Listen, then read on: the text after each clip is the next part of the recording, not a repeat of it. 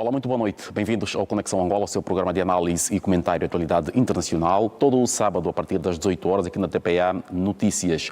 Já sabe que preparamos criteriosamente para si um alinhamento que tem como prioridade as matérias que se mostraram como mais importante em termos de notícias um pouco por todo o mundo.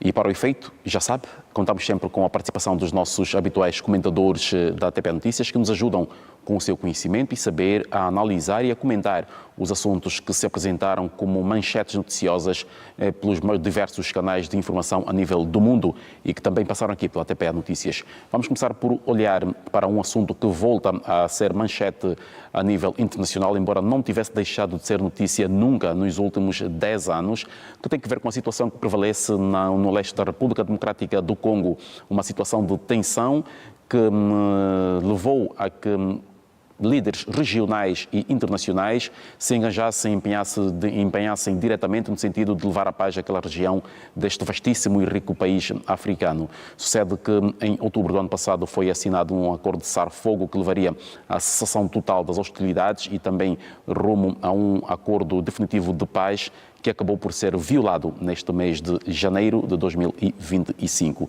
Já lá vamos. Deixa-me primeiro cumprimentar e apresentar os nossos convidados desta noite. Muito boa noite, Wellington Calazans, jornalista especialista em comunicação integrada, residente na Suécia. Fala-nos habitualmente a partir de Estocolmo. Wellington, muito boa noite. Bem-vindo a esta primeira edição do ano do Conexão Angola. Boa noite, David Temudo. Boa noite, professor Almeida Henriques, e a você assistindo ao Conexão Angola. Primeira vez que estamos aqui no Conexão Angola, então desejo a todos um feliz ano novo e que tenhamos notícias boas para comentar ao longo deste ano, David. Notícias boas é o desejo de todos nós, certamente, e vamos começar logo por abordar um tema que não se configura uma boa notícia.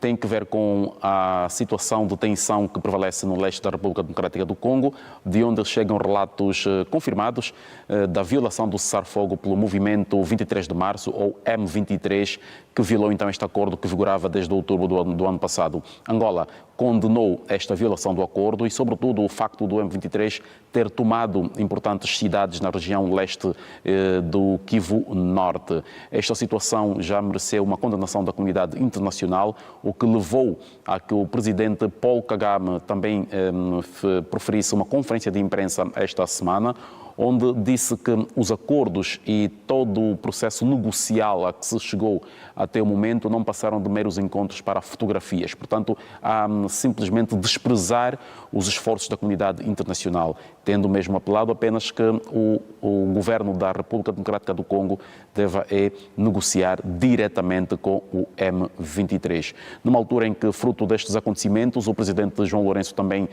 continua a desdobrar-se em esforços diplomáticos, porquanto é o medianeiro da comunidade internacional para a situação no leste da RDC, nomeadamente pela União Africana e também pelo Conselho de Segurança das Nações Unidas, e recebeu em Luanda esta semana William Ruto, presidente do Quênia, que é uma das partes também que integra a mediação do conflito pelo ex-presidente Uhuru Kenyatta, e também recebeu antes o presidente cessante da Comissão da União Africana, Moussa Faki Mahamat, que está em fim de mandato, está, portanto, a agradecer os apoios que recebeu durante o seu mandato dos países parceiros, mas, sobretudo, continua a analisar a situação prevalecente no continente, e o leste da RDC foi um dos assuntos em abordagem neste encontro. Wellington, este início de ano turbulento para a RDC, para a Angola, que assume o papel de mediador de um processo nada fácil.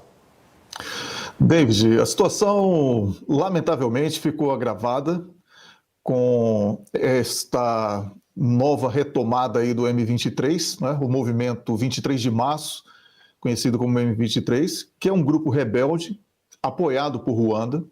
Ruanda é um país invadido por setores estrangeiros, é uma espécie de Ucrânia e Israel na região, e tem como objetivo sabotar todos os esforços de paz, porque os recursos existentes, não só no leste da RDC, como em outros países, são recursos muito importantes, e lamentavelmente Ruanda se presta um papel nada africanista, nesse caso. O presidente da República Democrática do Congo, o Félix Tshisekedi, ele tem sido firme na sua negativa em negociar diretamente com o movimento M23, considerando um grupo terrorista e responsável por grandes sofrimentos à população e pela erosão da soberania nacional do Congo. Quando o presidente João Lourenço descreveu a ação do M23 como uma violação inaceitável do cessar-fogo existente desde agosto de 2024, ele não falou apenas para os mercenários que se utilizam da sigla M23 para dar algum caráter político ao terrorismo que pratica contra a população civil no leste da República Democrática do Congo. O presidente angolano sabe que, ao reagir com veemência, está a avisar que Angola não tolera este tipo de sabotagem aos esforços de paz. No entanto, a mediação de Angola ocorre paralelamente à proposta do Quênia, que envolve o M23, mas um M23 que não existe mais como movimento político. Virou uma sigla de ocupação por mercenários. Isto faz da visita do presidente queniano William Ruto a Angola um momento decisivo para a solução, para as tensões no leste da República Democrática do Congo, porque é preciso que seja encontrada esta solução. Longe de ser uma questão pessoal do presidente de Angola, como levianamente afirmou a imprensa alemã em língua portuguesa, a dedicação do presidente João Lourenço é uma consequência do senso de responsabilidade de um líder político que sabe que o desenvolvimento de Angola será facilitado se houver a paz regional. A ausência do Ruanda nas negociações de paz deve ser repudiada. Para além disso, Kigali impõe condições que comprometem o processo de negociação e apoia e patrocina o M23, provocando toda a insegurança na região. Então, para concluir, David, é importante destacar que Angola não pode estar sobrecarregada na busca pela paz permanente na região. Todos os países precisam ser parte deste processo. É isso, David. Muito obrigado, Wellington, por esta abordagem inicial. Eu pego nessa deixa para passar para o Wellington. Wellington, diante deste novo quadro que se nos apresenta, o M23 volta aos combates armados, ocupa cidades, ocupa vilas, e esse pronunciamento de Kagame, qual deve ser? Portanto, conhecemos todos o empenho direto do mediador, tanto João Lourenço de Angola como o Uhuru Kenyatta do Quênia, mas que posição é que se espera agora da União Africana e da comunidade internacional no geral sobre o Paul Kagame, sobre o Ruanda, no sentido de se pôr fim definitivamente a esta crise? David, incluir o M23 na negociação significa ampliar a burocracia e, como eu falei, o M23 não é mais aquele movimento político.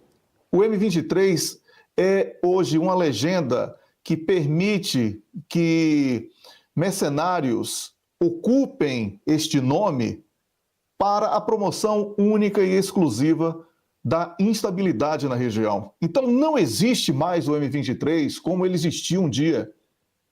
Por isso, eu sou rigorosamente contra a possibilidade do M23 participar de negociações, porque não estamos falando aqui de uma organização política que tenha boas intenções. Estamos falando aqui de uma legenda que permite ser usada para a baderna, o terrorismo e o caos na região. Wellington, parece-lhe que uma intervenção militar internacional seja necessário para pôr fim a essa situação naquela região? Se for com países africanos, talvez sim, porque o regresso de tropas fora desse horizonte africano vai resgatar algo que já foi testado e reprovado, como sabemos, e inclusive foram retiradas recentemente, né, das Nações Unidas tropas que ficaram por muito tempo e acabaram até mesmo contribuindo para o aprofundamento da crise e do contrabando de riquezas e outras coisas que já conhecemos. Então, se for uma iniciativa africana, o resultado poderá acontecer. Fora disso, não vejo muito futuro, David. Olhando agora para um outro tema, vamos olhar para como está a situação da estabilidade política, militar, económica e social do mundo. O ano de 2024 terminou com um clima de muitas incertezas, sobretudo nas grandes potências, mas também com expectativas para os países emergentes. É assim que 2025 também começa, entretanto, com o agudizar e o surgimento de novas crises. Olhamos, por exemplo, para os pronunciamentos de Elon Musk, que está cada vez mais a mostrar um comportamento de quem tem atitude ou ambições políticas, a interferir diretamente em questões políticas de países da Europa Ocidental, portanto, alguns mesmo tradicionais aliados e parceiros dos Estados Unidos da América, mas este parceiro e aliado do presidente eleito Donald Trump está aqui a baralhar as cartas para um sentido diferente e diferenciado. A questão que se coloca agora é: depois de 20 de janeiro, quando Donald Trump tomar posse, com a crise política vigente em França, crise política vigente na Alemanha, a situação de incerteza também alguma política no próprio Reino Unido e a questão dos BRICS, que vão crescendo cada vez mais e agora com a inclusão da Indonésia, e também esta questão agora que tem que ver com o refinanciamento da NATO, um financiamento que Donald Trump diz que é insuficiente e que agora cada vez mais alguns países membros desta organização vão reconhecendo que Trump, afinal de contas, tem razão. Tudo porque se teme que, se estes não agirem em conformidade com o pedido do presidente norte-americano, os Estados Unidos podem abandonar o bloco. O primeiro a reagir foi o ministro dos Negócios Estrangeiros do Reino Unido, que disse que concorda que 2% de contribuição para cada Estado-membro é simplesmente irrisório e que os países devem rever a sua participação por cotas financeiras na NATO. Wellington, que mundo teremos em 2025 diante dos cenários que se nos apresentam? David, que fique bem claro que não são previsões, são análises, né? Afinal de contas, estamos aqui dentro de um universo de informações que você trouxe e que temos debatido ao longo dos últimos anos juntos. E este cenário posto de instabilidades e crises, ele vem sendo agudizado a partir da questão na Ucrânia. Como sabemos, a Europa enfrenta uma crise econômica que foi exacerbada pela ruptura das relações energéticas com a Rússia, em parte devido ao apoio a ações na Ucrânia e aos interesses estratégicos dos Estados Unidos da América, estranhamente defendidos por países europeus que sequer são membros da NATO. A interrupção do fornecimento de gás russo pela União Europeia resultou em altos custos energéticos, o que acabou por prejudicar economias, indústrias e lares. A crise tem impactado especialmente a Alemanha e tem revelado a vulnerabilidade da Europa às políticas dos Estados Unidos da América, um país que busca desestabilizar a relação comercial da Europa com a Rússia. A Rússia, que antes fornecia mais de 40% do gás à União Europeia, agora é um fornecedor menor, enquanto as exportações de gás dos Estados Unidos aumentam, mesmo que parte deste gás dos Estados Unidos para a Europa seja de origem russa.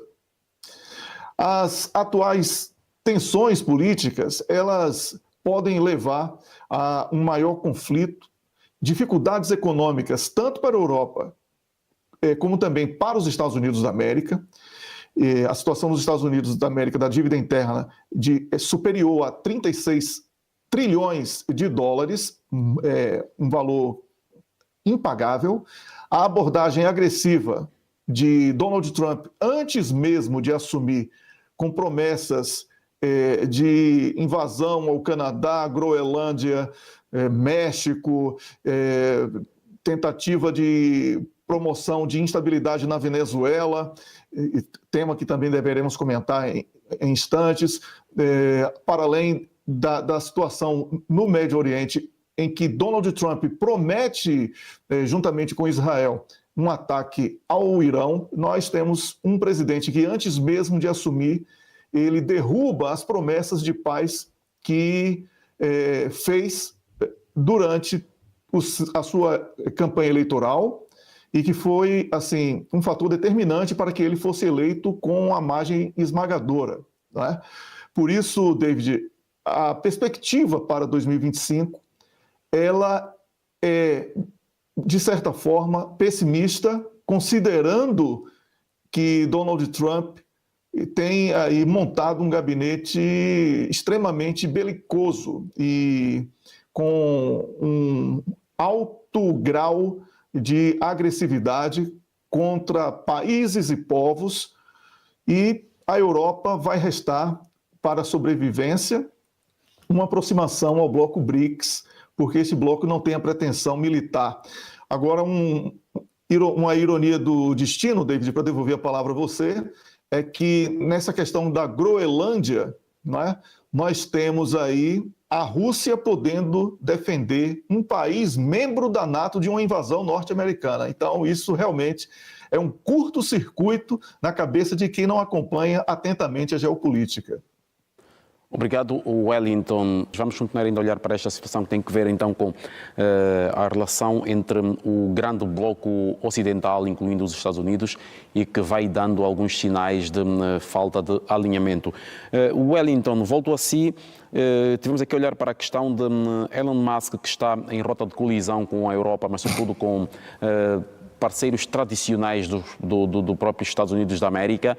E, entretanto, esta semana também o mundo foi surpreendido com o anúncio de Mark Zuckerberg, o proprietário da Meta, que é a empresa que detém as plataformas de mensagens Instagram e Facebook, em como vai remover os mecanismos de checagem de mensagens que são publicadas, informação que é publicada nestas plataformas. Ou seja, qualquer tipo de informação poderá estar disponível e depois caberá a um grupo muito restrito e muito de difícil acesso fazer a verificação destas matérias. Um método que antes era mais refinado, porque as mensagens eram antes verificadas antes de serem colocadas no ar, mas agora passa a estar diretamente. O Brasil foi para já um dos primeiros países a reagir a isto. Lula da Silva diz que a livre comunicação não pode ultrapassar a soberania dos Estados. O próprio Judiciário brasileiro deu 72 horas para a Meta se explicar em como é que vai funcionar este novo método anunciado por Zuckerberg, e a mesma posição também já foi manifestada pelos europeus. É, de resto, uma metodologia que já é usada no X, que era o Twitter e passou para X de Elon Musk, mas que agora a Meta vai ter uma metodologia semelhante, mas contamos aqui que a Meta tem uma amplitude e um alcance muitíssimo maior que o X. David, falando primeiro sobre essa questão de Elon Musk e Europa, na verdade as duas partes lutam pelos mesmos objetivos: facilitar a chegada ao poder de uma suposta extrema-direita. E eu vou explicar por que eu penso dessa maneira. Eu vejo que esta aparente rota de coalizão entre Musk e Europa, ela é um entretenimento para que os cidadãos europeus não enxerguem que alguns setores europeus que criticam Elon Musk andam de mãos dadas com ele.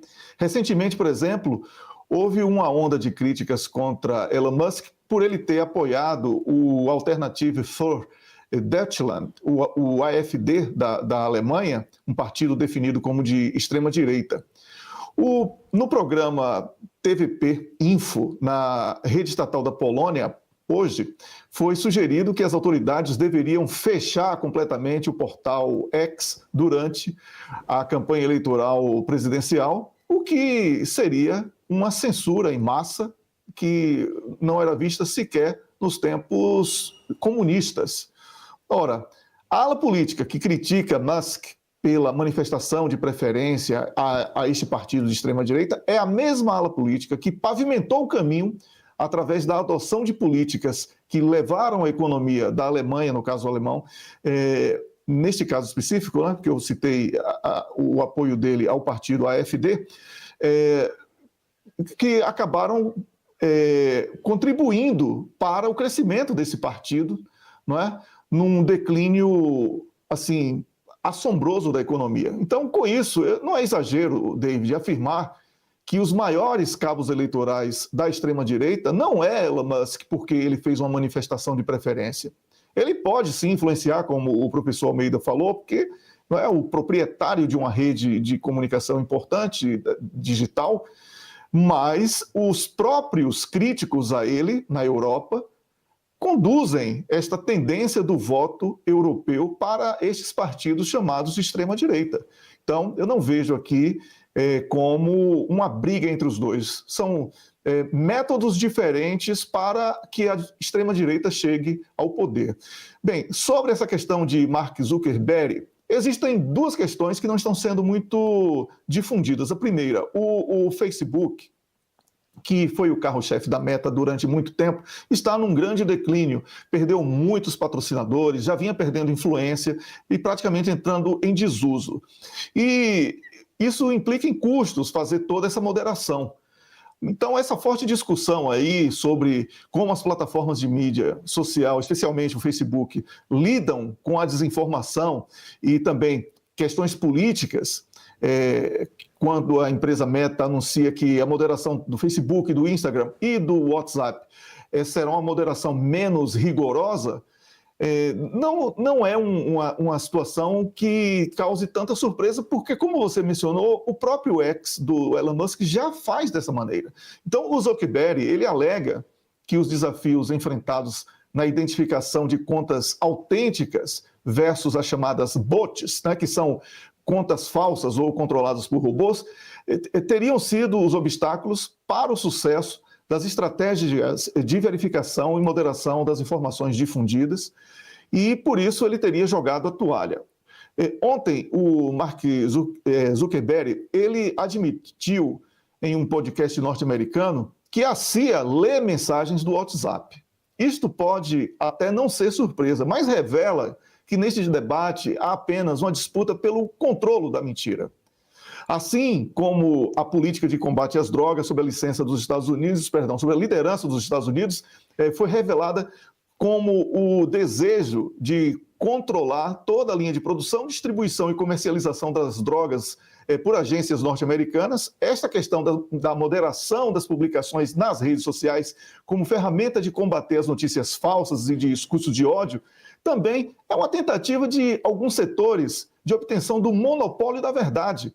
Outro aspecto preocupante, David, é que tanto a Meta como os críticos ao abandono à moderação defendem a importância da governança independente e a criação de uma espécie de conselho de supervisão que ajudaria a equilibrar a liberdade de expressão com segurança pública. Ora, isso é um ensaio digital para a formação de um governo global. Por isso, não há boas intenções em nenhuma das partes, também neste caso da Meta.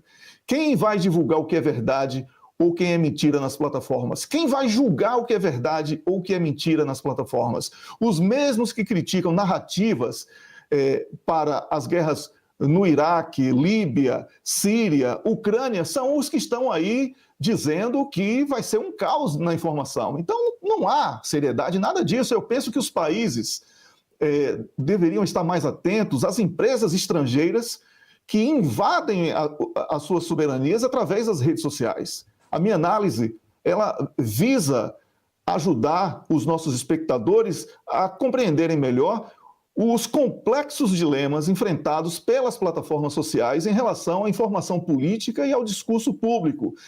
E com isso eu busco incentivar aqui, David, que o nosso público busque explorar com maior profundidade essas questões discutidas, não sob a ótica de um está certo e o outro está errado, mas quais são as verdadeiras intenções dos dois lados nessa disputa. Obrigado, Wellington. Wellington, volto assim ainda olhando para este mesmo tema, para olharmos aqui para a figura, ou melhor, a influência que o bloco BRICS terá no contexto geopolítico.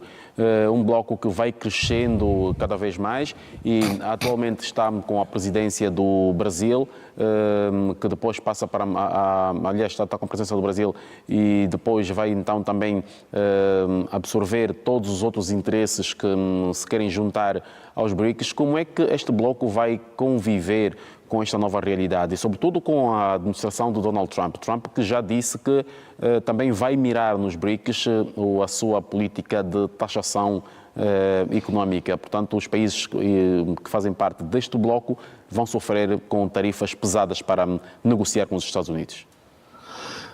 David, ninguém pode ignorar a força do mercado norte-americano, mas os norte-americanos fizeram a opção de transferência da indústria norte-americana para a Ásia e, com isso, a China cresceu, como sabemos. E hoje não existe mais essa possibilidade de Donald Trump impor sanções. Impor sanções aos países do bloco BRICS seria impor sanções ao próprio povo norte-americano, porque a economia norte-americana é baseada no consumo. Se os preços subirem por causa das taxas prometidas por Donald Trump, o que ele vai conseguir é uma estagflação, inflação com economia estagnada. Então, ele precisa urgentemente abandonar essa ideia antes de assumir, porque se ele assumir e praticar isso, ele será um desastre econômico sem precedentes na história dos Estados Unidos da América, em pouco tempo. Por isso, eu não vejo muita viabilidade neste tipo de chantagem ou ameaça, ou seja lá o que possa parecer barganha, talvez. Sobre o bloco BRICS, está muito claro que este bloco não pretende ser um bloco militar, um bloco armado. É um bloco que quer depender cada vez menos do sistema financeiro controlado pelos Estados Unidos da América e países ocidentais, lamentavelmente usado como arma de guerra, como arma de chantagem e sabotagem de países. Como sabemos, o SWIFT é amplamente usado como arma de guerra. O dólar passou a ser usado, perdeu o lastro do petrodólar, perdeu valor, perdeu 30% da capacidade de influência no mercado internacional e, com isso, o bloco BRICS pretende trabalhar com as moedas dos próprios países. Até chegou a ser anunciada a possibilidade de uma moeda do bloco BRICS, mas isso não é para agora. Se vier a acontecer, vai ser no futuro. Mas existe essa possibilidade. Mas os países já estão trabalhando com as suas próprias moedas. Brasil com China, com Rússia, e Rússia com Índia, China com Rússia. Enfim, já existe a exclusão do dólar como moeda de intermediária para as relações entre esses países. Então, este é o objetivo do bloco BRICS, que tem assustado o Ocidente. É excluir o dólar como uma moeda capaz de ingerir sobre outros países. Não vejo nenhum mal nisso e vejo que não há como, através da força, da chantagem, da taxação ou de outro argumento que possa ser apresentado, que esta iniciativa do bloco BRICS seja recuada. Portanto, David, eu vejo que o bloco BRICS tende a crescer cada vez mais. Obrigado, Wellington. Wellington, é para ser que volto. Médio Oriente.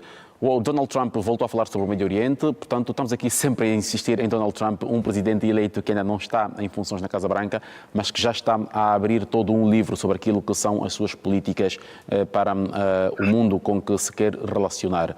Dá um ultimato ao Hamas para libertar os reféns que ainda tem na faixa de Gaza até o dia 20 de março, porque senão aquela região vai se tornar num inferno. Não sei se a faixa de Gaza pode se tornar em algo pior daquilo que a gente conhece hoje. Entretanto, a nível da chefia, estrutura política, melhor, Hamas e Israel dizem que continuam as negociações no Catar para um cessar-fogo naquela região e a troca de reféns por prisioneiros, uma posição também defendida por Antony Blinken, que diz que o acordo está muito próximo de ser concluído e está bastante otimista. Entretanto, na Síria, a situação vai caminhando a vários passos, vai-se tentando criar uma autoridade política para o país com algumas pastas ministeriais já conformadas e confirmadas e vão tentando trabalhar, ao mesmo tempo que em algumas regiões que estão fora do controlo desta pertença à autoridade política, se registram vários confrontos e o país a ser como que retalhado. Olha, David Temudo, nós temos que ver aí que desde o dia 7 de outubro de 2023, foi intensificada, né, uma ação de Israel contra a Palestina que já dura praticamente 80 anos. Né? Então, aquele marco que tentaram impor do dia 7 de outubro de 2023 como um início do conflito, ele é apenas o marco de uma nova tentativa de Israel de se apossar de territórios no Médio Oriente. Aproximadamente 250 pessoas foram sequestradas durante aquela operação chamada Tempestade de Al-Aqsa, que foi uma operação de retaliação do Hamas.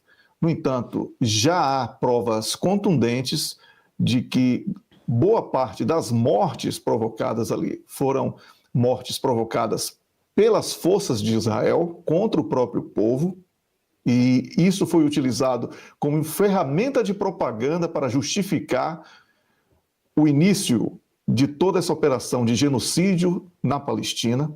Em novembro, 105 prisioneiros foram libertados durante uma trégua. O Hamas condiciona a liberação de mais prisioneiros e a interrupção da agressão de Israel e também a liberação de centenas de palestinianos que estão presos. A pressão interna e externa sobre o regime genocida de Netanyahu aumentou com essas exigências para que ele facilite um acordo. No entanto, Netanyahu tem obstruído as negociações, tem rejeitado propostas de cessar-fogo, como sabemos, enquanto que os grupos da Palestina exigem o fim da agressão e a retirada das forças de Gaza. Com a vitória de Donald Trump, foi criada a ilusão de que Israel será imbatível na região. Arrogância e messianismo cegam as autoridades dos dois países e impedem que os sinais dados pelos iranianos e até mesmo pelos Houthis do Iêmen tenham sido sinais claros de superioridade militar. Estados Unidos da América e Israel não dominam a tecnologia bélica hipersônica. Se eles endurecerem contra o Irão, eles serão humilhados, David. No caso da Síria, após 13 anos de sanções dos Estados Unidos e da Europa, somadas aí à guerra por procuração na Síria, o país enfrentava uma crise sem precedentes, agora agravada com o caos completamente instaurado. A ocupação das províncias de petróleo e trigo pela Turquia e pelos Estados Unidos da América resultou em severas perdas de receitas de exportação, causando crises de hiperinflação e apagões na Síria. Então, com isso, caiu Assad e ele foi inviabilizado, pelas sanções e também todos os seus esforços comprometidos por um sistema burocrático ineficiente e pela corrupção também. Obviamente, nesses casos, a corrupção ela tende a crescer muito, para além de suas tentativas de se aproximar dos sauditas e de outros líderes árabes para promover a normalização das relações. Isso também acabou por afastar um pouco o Irão, não é? E a Rússia ofereceu este asilo a Assad porque foi concluído pelos russos e pelos próprios iranianos que todo aquele esforço ele se mostrou infrutífero, porque era uma despesa muito grande e os resultados práticos tendiam a ser os piores possíveis. Com isso, o enfraquecimento da Síria não deixou o Irão isolado e também o Hezbollah não vai ficar sem apoio e sem receber armas, não é? É uma maneira equivocada que alguns analistas tentam conduzir a análise para as consequências nos primeiros dias e meses desta queda de Assad. Na verdade, Rússia e Irão ficaram livres de uma elevada despesa na Síria, as suas estruturas militares e diplomáticas continuam funcionais e isso não alivia a pressão sobre Israel em relação ao apoio a partir da Síria ao Hezbollah. Rússia e Irão entendem a relevância estratégica da Síria, mas ambos sabiam que os interesses dos Estados Unidos da América, Israel e Turquia naquele país são conflitantes. Por isso, saíram do palco principal e deixaram que os três esses três países, Israel, Turquia e Estados Unidos, mergulhassem numa disputa que pode representar sérias dificuldades para Israel e para a presença da Turquia como país membro da NATO, pois estará em choque com o principal patrocinador do bloco armado, que é os Estados Unidos da América. Enquanto isso, a falta de unidade entre sunitas e aluitas vai agravando a situação humanitária na região, não é? E com isso a Síria fica ameaçada como um país de voltar a existir. Não é? A situação da Síria em pouco tempo chega a ser pior do que a da Líbia, David. Então, a realidade posta é essa e os problemas na Síria só estão começando. Obrigado, Wellington, então, por esta abordagem sobre esta questão que tem que ver com a situação no Médio Oriente atualmente. Wellington, volto a si. Voltamos para os Estados Unidos, voltamos para a figura de Donald Trump. O presidente eleito norte-americano insinuou que tenciona melhor anexar o Canadá, aconselhou que o Canadá se anexasse aos Estados Unidos da América e fazer um único grandiosíssimo país, e também disse que poderá anexar o canal do Panamá, nem que para isso tivesse que recorrer ao uso da força. São pretensões que mereceram uma reação enérgica de vários líderes europeus e também da própria região do continente sul-americano. Exatamente isso, David. Fizemos um esboço até sobre esse tema há pouco, né? Mas são ameaças que elas não têm muitas chances de consolidação. Primeiro, o povo do Canadá não gostaria de perder os seus benefícios, as suas vantagens como cidadãos em relação ao que hoje vemos com os cidadãos dos Estados Unidos da América. Esta possibilidade de transformar o Canadá numa 51ª província, ela soa extremamente deselegante, usando uma palavra amena, não é? Para não ter que falar exatamente o que significa isso. Porque se uma proposta contrária fosse feita pela parte canadense em relação aos Estados Unidos da América, a abordagem da imprensa estaria sendo outra completamente diferente. Ocorre que Donald Trump já deve ter sido aconselhado a perceber que as alterações no mapa do globo, elas estão ocorrendo numa velocidade jamais vista, especialmente no caso do leste europeu, quando a Rússia vai conquistando cada vez mais o território ucraniano. Mas não apenas isso.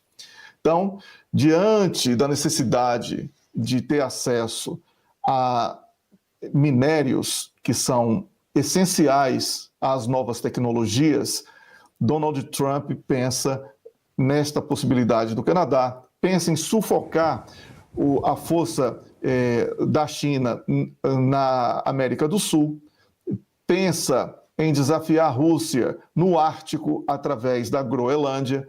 Então, Donald Trump só está esquecendo de um detalhe histórico, mas que serve para todos os impérios. Ele está seguindo a penúltima etapa de todos os impérios que caíram, que é o recurso às chantagens e ameaças para conquistas de territórios. Então, estamos aqui vendo também um processo acelerado do declínio do Império Norte-Americano, David. Wellington, esta questão mereceu o repúdio, portanto, dos líderes tanto da Europa como da América do Sul. A própria Presidente do México, desde logo, disse que era impensável que esta questão do México, tendo ela mesmo dito que eles também proporiam que os Estados Unidos seriam anexados a toda uma região que seria chamada de Golfo do México, a América Mexicana. Fazendo uma piada. Exatamente isso. Mas é exatamente isso. Temos que levar pelo humor, não é? Porque não deixa de ser hilária a proposta de Donald Trump. Donald Trump faz isso porque ele também já tem aí essa pecha de fanfarrão, vamos, com todo respeito, né? Mas que isso é atribuído a ele, sem dúvida alguma mas ele explora um pouco isso, não é, para chamar a atenção, desviar o foco e também sair um pouco da tensão interna na formação do seu governo, porque já existem fragmentações, fissuras extremamente claras entre setores da própria equipa de transição do Donald Trump. Então, um dos casos aí é o próprio Elon Musk, que não tem uma boa relação com outro segmento republicano que é contra a mão de obra estrangeira nos Estados Unidos da América. Apenas um dos exemplos. Então, Donald Trump explora isso e os políticos dos países como Canadá, México, o próprio Panamá, reagiram, alguns com um pouco mais de veemência. A presidente mexicana, ela soube ser mais bem-humorada na reação e todos sabem que estas ameaças de Donald Trump são inaplicáveis. Então, não há muito o que seguirmos aqui com o tema, David. Obrigado, Wellington. E agora mesmo, na reta final do nosso programa, queria só, de forma muito breve, olhar para uma última nota que tem que ver com Wellington. A tomada de posse ontem de Nicolás Maduro para um terceiro mandato à frente dos destinos da Venezuela para mais 6 anos. O presidente da Venezuela, Nicolás Maduro, tomou posse para um novo mandato, como você falou, isso foi ontem, e a cerimônia ocorreu na Assembleia Nacional de Caracas, onde Maduro fez um juramento sobre uma cópia da Constituição bolivariana, famosa por sua associação com Hugo Chávez, falecido presidente. Para além da faixa presidencial, ele recebeu um colar que mantém as chaves da arca e do sarcófago de Simón Bolívar. No seu discurso, Maduro destacou a presença de delegações internacionais e de movimentos sociais, dando ênfase que a posse é uma conquista do povo da Venezuela. É lamentável que Estados Unidos, União Europeia e alguns países satélites, que não têm muito respeito pelas suas soberanias, acabaram por tentar manchar este momento falando sobre o candidato derrotado à presidência da Venezuela, Edmundo González Urrutia, como vencedor e como presidente reconhecido. Ora, sabendo um pouco de quem foi González, um agente da CIA que atuou entre 1977 e 1984 como assessor da Venezuela em El Salvador, ele tem um histórico de crimes sob orientação do Serviço de Inteligência norte-americano. Então, talvez seja este o interesse norte-americano de tê-lo como presidente, ter um sabujo para a entrega do petróleo venezuelano aos Estados Unidos da América, a maior reserva de petróleo do planeta, assim como foi no caso de Guaidó, que foi quem entregou todo o ouro venezuelano, e era muito ouro, 300 toneladas de ouro, aos ingleses. Então, estamos aqui falando sobre uma nova modalidade de usurpação das riquezas de um país, desta vez através do reconhecimento do candidato derrotado em desrespeito às autoridades eleitorais para o roubo das riquezas daquele país escolhido como alvo. É isso, David. Obrigado, Wellington. Na reta final mesmo do programa, Wellington, se puder em 30 segundos, seu positivo ou negativo da semana. Posso sim. O positivo é a presidente do México questionar a inexistência de norte-americanos no tráfico de drogas, sendo os Estados Unidos o maior consumidor e distribuidor das drogas no mundo. E o negativo é a sabotagem dos esforços de paz na região do leste da República Democrática do Congo. Foi o nosso primeiro tema de debate aqui, algo que é ruim para toda a região, especialmente para Angola. Obrigado, Wellington. Wellington Calazans, muito obrigado pela presença, mas sobretudo pelos comentários aqui deixados, e esperando sempre que a forma como os temas foram abordados tenha sido do agrado do telespectador. Boa noite, Wellington. Até o próximo programa. Boa noite, David. Boa noite, professor Almeida, e a você assistindo ao Conexão Angola. Até a próxima semana. É sempre um prazer estar aqui. Boa noite.